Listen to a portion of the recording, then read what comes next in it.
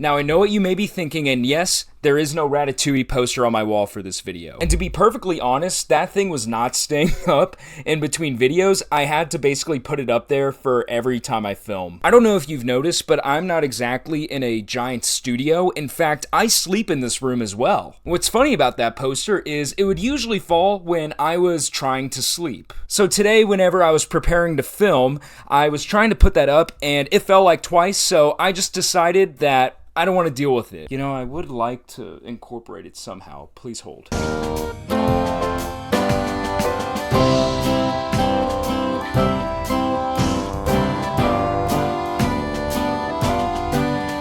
Perfect. Alright, now that the video is complete for all of you continuity people, let's get on to the box office. So anytime a Marvel movie is released, it's bound to do ridiculous numbers in the box office. And that was no different this last weekend. Thor: Love and Thunder came in with $144 million in its opening weekend, the most in the Thor franchise 4 movies in. And there are a couple of key takeaways I have from this. First and foremost, Thor has never been bigger as a character. I remember whenever his first 2 movies came out and, you know, people were as excited as they could be for a Marvel movie, but they weren't like coming out and doing ridiculous numbers. And to be honest, I wasn't really that excited for Thor Ragnarok until we got that first trailer. And of course, Thor Ragnarok came out, and with the help of director and writer Taika Waititi, it completely changed the way that people viewed Thor as a character. And it actually utilized Chris Hemsworth's comedic chops that hadn't been seen in the previous Thor movies. And with Taika returning to do Thor: Love and Thunder, I was fully expecting this movie to really lean into that element of the character. And boy, oh boy, did we get that. I've heard it described as like a Saturday morning cartoon put into a 2-hour action movie, and after seeing it, I would have to 100% agree with that assessment. I'm personally very happy that it performed well this last weekend. I think it needs somewhere between 500 and 600 million to be profitable, and it's already sitting at $300 million worldwide. This movie's gonna be a hit. Thrilled to see it. But you know, with Thor: Love and Thunder's success, it didn't do quite the same numbers as Spider-Man No Way Home or Doctor Strange in the Multiverse of Madness, but I think that's just because it was marketed as just a Thor movie, and you know, people had the excitement of, you know, what other Spider-Mans are going to show up in No Way Home, or who is going to be in the Illuminati for Multiverse of Madness. So Thor was just standing on his own here. Of course, we had the return of Jane Foster / the Mighty Thor, beloved characters like Valkyrie, and I forget the name of the Rock guy, but the Rock guy as well. But for the most part, a solo MCU movie doing the numbers like these without enticing people with potential cameos, I think is a big win for the studio. While it wasn't as well received as some other Marvel movies, I think right now it's sitting somewhere between a 68 and 70% on Rotten Tomatoes. It appears that the overwhelming consensus from audiences is positive. So I'll be really curious to see what the percentage drop is next week. I don't believe there are any big studio movies coming out other than Where the Crawdads Sing, but even if Thor: Love and Thunder drops 60% week over week, Where the Crawdads Sing is not going to beat it. But the other thing that I wanted to talk about is Minions: The Rise of Gru.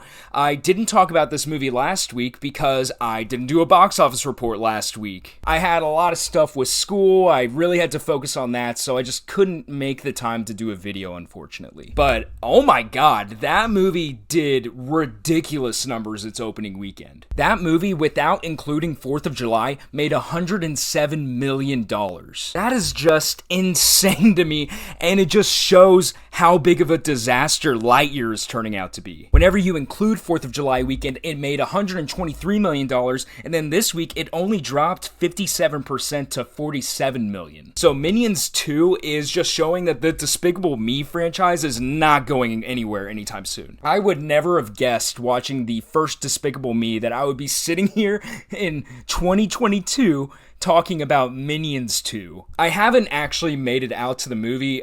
Surprisingly, I don't really feel like going to see Minions 2 alone, but I have enjoyed all of the memes of people going into the theater in like suits, sneaking in bananas. As long as they're not making a mess and leaving banana peels everywhere, I think it's all in good fun. I actually did see that this movie is getting pretty good reviews, better reviews than Thor: Love and Thunder. So, you know, at least they're not making crap. As long as the movie's good, people are finding it entertaining, I don't see the harm in it making a ton of money. Good for Minions 2. And then for the third topic I wanted to talk about today, I almost feel like I need to start titling these things Top Gun Maverick updates, because there's another crazy thing that happened with this film. So last week it had a respectable drop again. This week it only dropped 40%. It still racked in $15 million in what, its 7th week? Absolutely ridiculous. But get this, Tom Cruise is set to make over $100 million from this movie, and this is how. Whenever he signed up to do this movie, Tom Cruise's base salary was a cool $12.5 million. But included in that is a certain percentage of the box office earnings that the movie makes. So Top Gun Maverick has made over $1 billion. I want to say his percentage of the profit was like 10%. So whenever it's all said and done, I think it's expected that he walks away all in all between $105 and $115 million.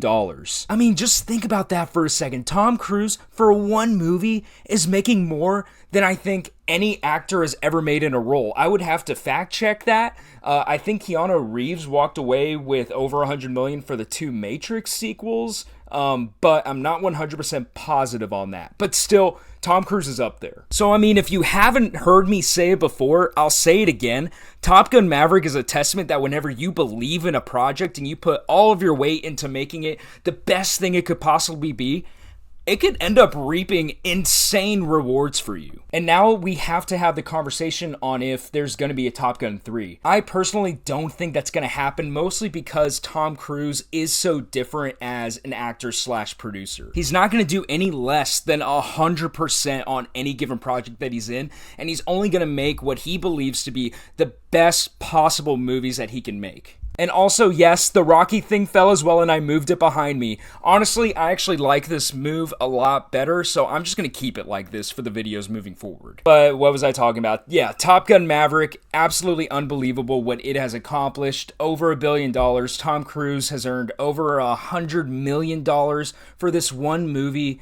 I mean, I don't know what else I can say about it. It does look like it's starting to leave theaters right now. It got taken out of a little bit over 300 theaters over the weekend. So I would recommend, if you're one of the few people out there that haven't seen Top Gun Maverick, you should do it as soon as possible. But then there really wasn't anything else that I wanted to go over here. Elvis has continued to do pretty good numbers. I believe it's turned a profit. It is in 4th place behind Top Gun Maverick, Minions 2, and Thor. But that's not too much of a surprise given how close Top Gun Maverick and it were in its opening weekend.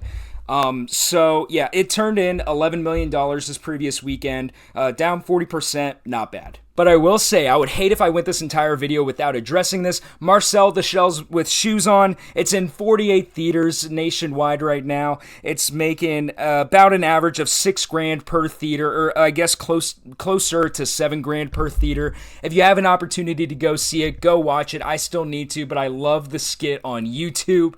I actually forgot it even existed before this movie came out.